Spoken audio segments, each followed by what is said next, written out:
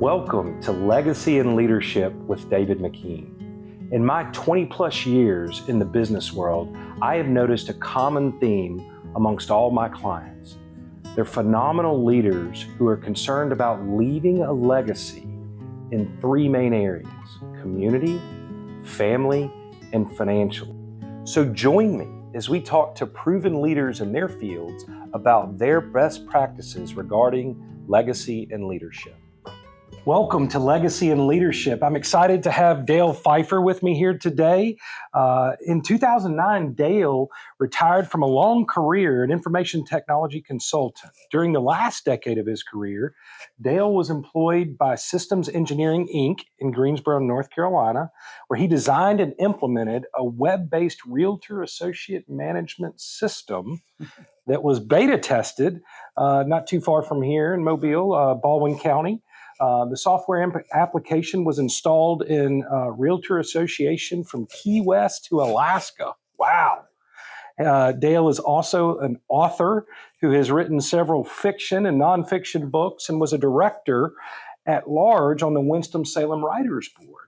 On Christmas Eve in 2019, Dale and his wife, Reba, a retired school teacher, moved to Midtown Mobile from Winston-Salem, where in 2022, Dale and Reba founded Driftwood Housing on a mission to build affordable housing for the chronically homeless. Can't wait to talk about that more. Their plan included wraparound services in a safe environment. Driftwood Housing is a 501c3 charitable organization that in 2024 received a 7-acre land grant in Semmes from the Julien Marx Foundation Trust, where they plan to build a tiny house community. Since moving to Mobile, Dale has been an active member of the Mobile Writers Guild. His political satire, The Trial of the Army, was published in the Guild's 2023 anthology. Dale's memoir about Driftwood Housing, Stairway to Heaven, was published in the Guild's 2024 anthology. So welcome, Dale. We're glad to have you. Good to be here. Absolutely. So, Dale, I'd love for you to tell us a little bit more about your story. What led you to get into the technology field in the beginning of your career? Well, it was about early 1980s, and I was in construction at that time.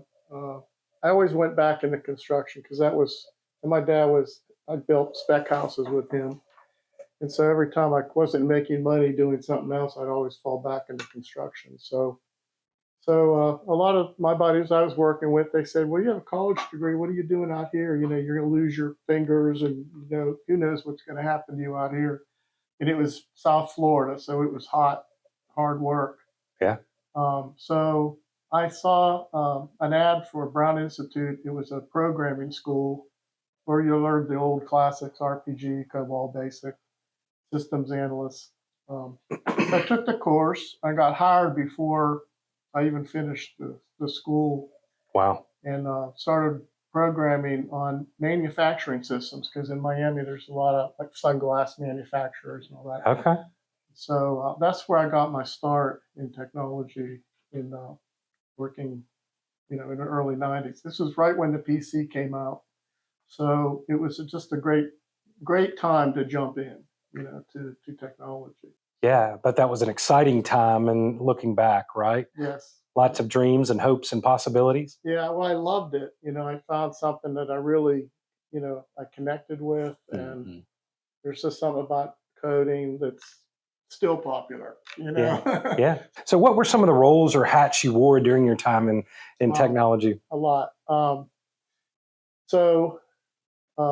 worked for that company in Fort Lauderdale for a couple years. And then I became a network engineer for Novell, and we ended up moving north, and so I opened my own business called All Systems Go, and we, you know, put together.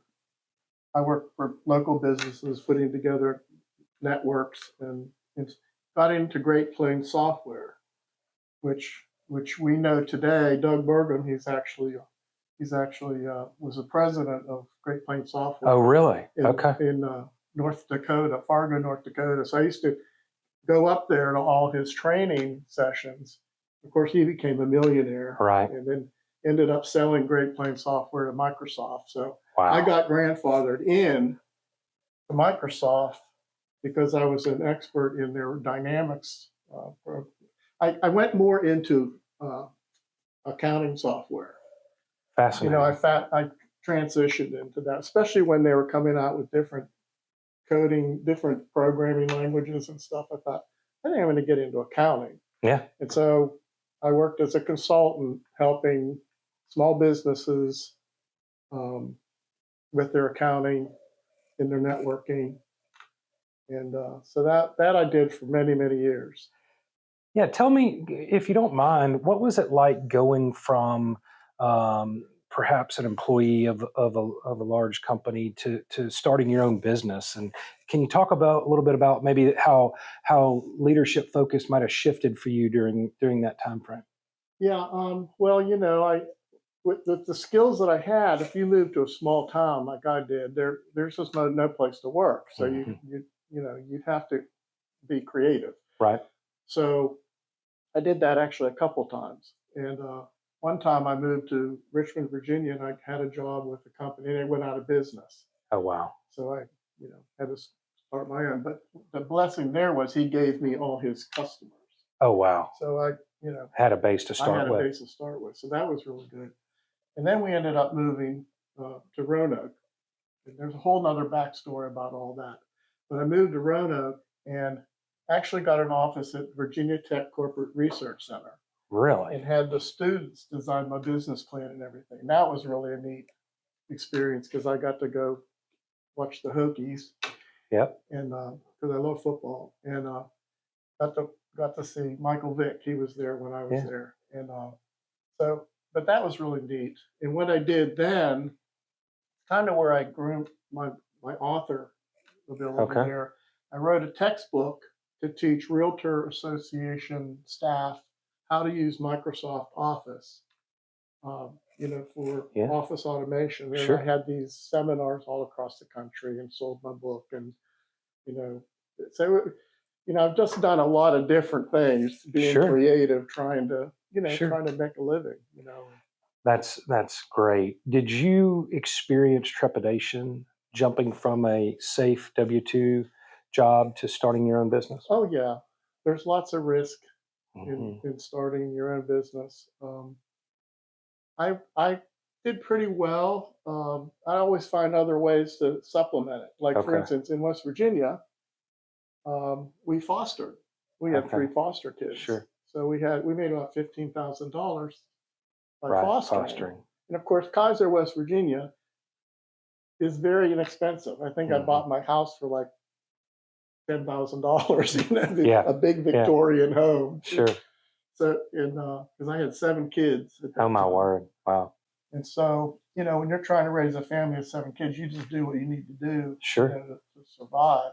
Sure. So it was a combination of the data, IT background, and then the foster care, and it kind of worked for that period of my life. Sure. Yeah. So perhaps think back, and if you need a minute to think, that's certainly okay. When did you first recognize that you were a leader? I think the first time I recognized that was when I went to school. Okay. I didn't do real well in school, and I actually thought I was really stupid. Wow. I just kind of had that, I don't know. I never thought of myself as a real smart person. Okay. And so, because they used to have these little reading things that were different colors, and I was in the lowest color. Okay. From a reading perspective, right? From a reading perspective. Right. So it's kind of like, I always thought, well, I must be stupid, Okay. So in my senior year, in the January of my senior year, I became Christian, and my whole life changed. Yeah. Okay. Sure. And so I started reading my Bible, and I just was really fascinated with it. And so I ended up enrolling in Southeastern College, which is in Lakeland, Florida, a Bible school. I see. And I always loved history. I had a great social studies teacher in junior high, and he turned me on to numismatic news and coin collection and all that kind of stuff. And so I was really into all that. So I thought, well, I'm going to major in Bible, Yeah. So who does that? Yeah. So I went to school, and I think that's when I really realized that first I wasn't stupid, Right. and because I just had a different motivation. Sure. It was just I wasn't doing all the bad things I was doing when I was a hippie, Prior. Yeah. and I had this big conversion, and so I was married by then, had a little baby, and but I went through school, and I think when I realized it was when I was taking my classes and doing real well at that, I gained a lot of confidence in myself, and I ended up graduating as a salutatorian of my senior class. Congratulations. And that was kind of a shock. It was sure. like, this person who all my life thought I was really stupid, and I didn't even know I qualified for that. I just kind of was surprised by that at the graduation. Yeah. And I was like, oh wow. So that's when I realized that that I, at least at that point, had academic leadership, and being able to tackle, and finish. I was able to finish school, and for me at that time, these were huge accomplishments. Sure. Yeah. And we didn't have my family didn't have a lot of money, so it's kind of like a little bit of their money, a little bit of my money, right? And we just kind of worked through that. Yeah. So. Yeah. That's fascinating. So you really had a mindset shift through your conversion, and that really motivated you in the classroom. That then built confidence. Yes. If I could summarize, and then at that point, you kind of looked around and said, "Wow, okay, maybe I can lead." Yeah, I would say the next point was when I graduated from school. I took a teaching position. That's what brought me to West Virginia in a little private school. And I taught K through 12. Everybody's like, what? But they use this curriculum that's self-paced, and everybody works on their own. So I'm working with first grader here, and then a 12th grader here, it kind of, and then I did all the music and art and phys ed. And, it's kind of like, I was doing all of this stuff. Yeah. But that fit my personality, because I'm really good at, I have a lot of interests. So that really didn't keep me bored. But about midway through there, the pastor and I had kind of a difference of agreement. And this interdenominational group of churches, that was during the charismatic movement, where Catholics and Methodists, they were all coming together. Okay. And they had this group, and the guy that led it died in a plane crash. My goodness. And so everybody was like grieving his loss, and they came to me and they said, Dale, would you lead our group?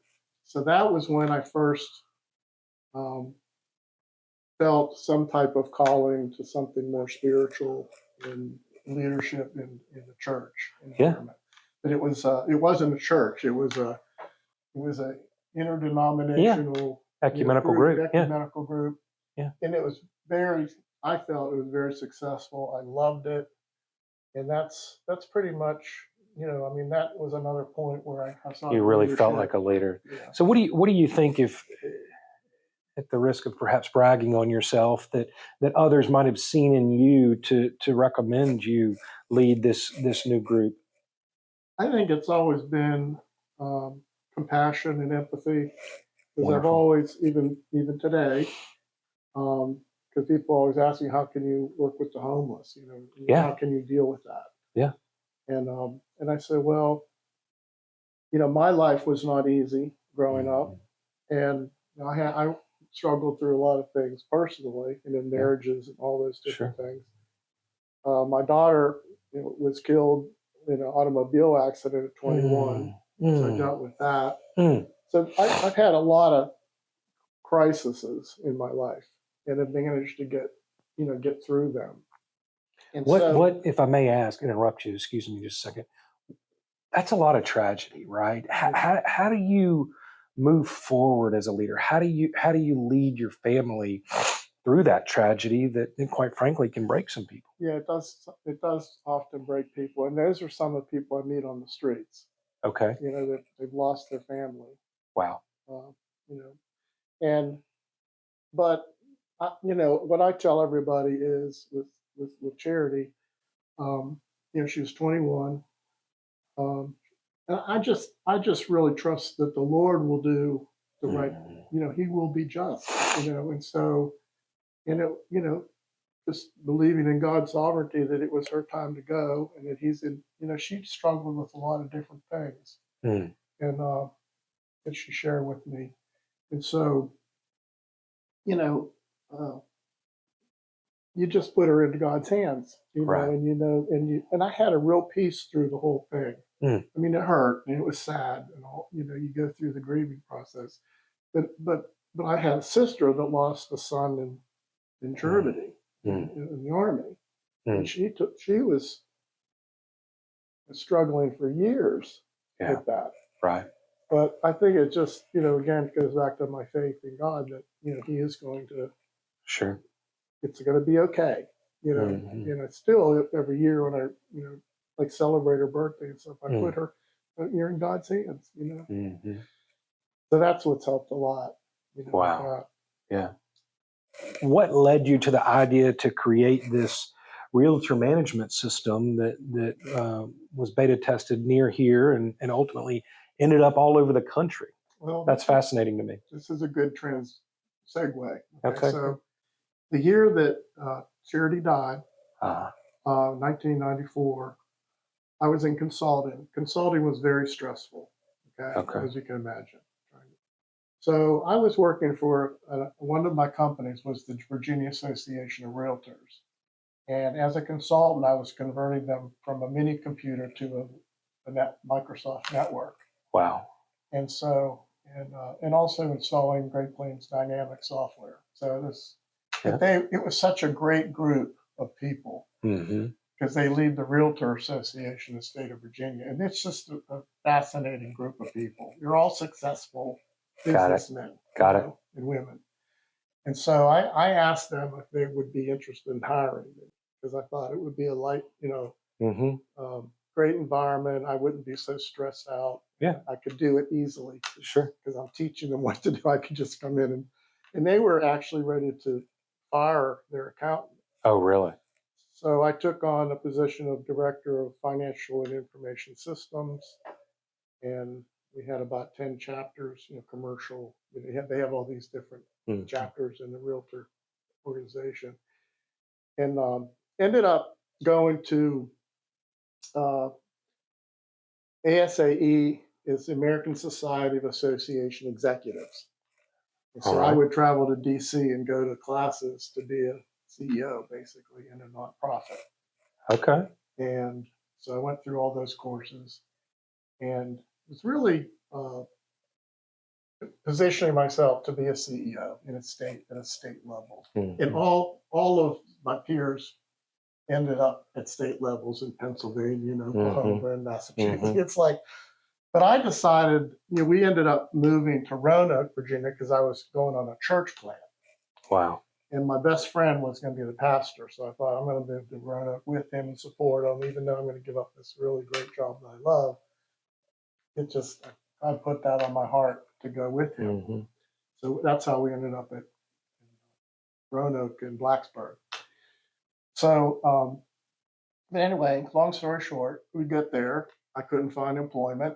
That's what happens when you take a risk. It doesn't always work out the way you think. And actually, most of the time, it does not. You have these romantic ideas of what it's going to be like, and then it's totally different.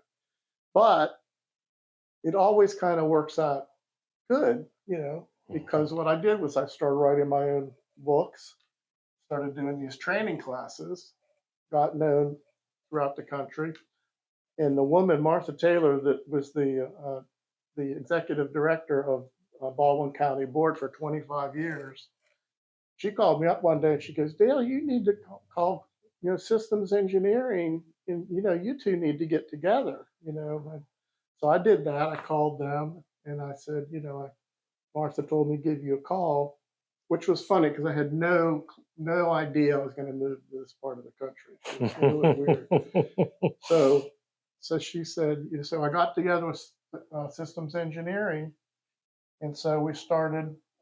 I worked for on a consulting basis for years out of Blacksburg with them for years. They became my only client, And then we started talking about building an association management system. And so we did that. And then eventually I went through a divorce, and that was hard. And eventually I said, do you want to hire me, full time, and we can, just go ahead and write this system? I said, yes. So I got a full-time job working for systems engineering, and we worked with Baldwin County, to test the systems. They had their MLS system too. I was on the association management side. A lot of people don't even know what that is, but it's when the realtors pay their dues, they pay it to the local, state, national level, and it splits up. And I was what's called a national realtor database specialist. There's only at the time, about 12 or more of us in the country that had that level. So we integrated it so that when the realtor went in and gave them their credit card, that payment went and hit the local, state, and national databases all at once. And and then I integrated it with QuickBooks, which no other system had a QuickBooks integration. So it became like immediately really popular. And accountants loved it because, they didn't have to do double entry, So, and I was always about integrating stuff. So anyway, it went real well, and was a salesman. I went to all of the conferences and, did the dog and pony show demonstrating the system and how it was better than anything out there and all that. So I had that salesman element too. Yeah. So I think, really God prepared me through all these different things, different hats, and things that I thought were mistakes, right? But they all ended up serving me when I started Driftwood. It's like it's using every single thing I ever learned with the association management, with the working for a nonprofit, right? All those things, right? I was able to get the website up quick. I was able to get my 501c3 done. I mean, everybody says you guys came so far in such a short period. Well, it's because of all of the preparation, your experience that I had. Right. What's it, Dale? What's it like when you're on the forefront of leading that charge with creating this software, creating this application? I would imagine a million things are running through your head. How are you able to focus on just what's next as a leader? Can you maybe spend some time talking about that? Yeah, I think that's probably my strongest leadership thing, is I'm very creative. Okay. In fact, my sister told me, I used to share with her that I probably do very well on my tests. And she goes, well, I saw your test, because she worked at the school. She's 10 years older than me, 15 years older than me. She said, you came out really high levels in creativity. Okay. And I think that probably more than anything is what drives me with everything. My writing, I mean, it's all creative. Technology, creative. So anything that I jump into that has any kind of creativity element, I do really well at. And I think that's what people like about what they're seeing in Driftwood, is this idea that we could use a tiny house and get the public schools to build them. And, like Chickasaw High School right now is building one. But finding creative ways to solve problems.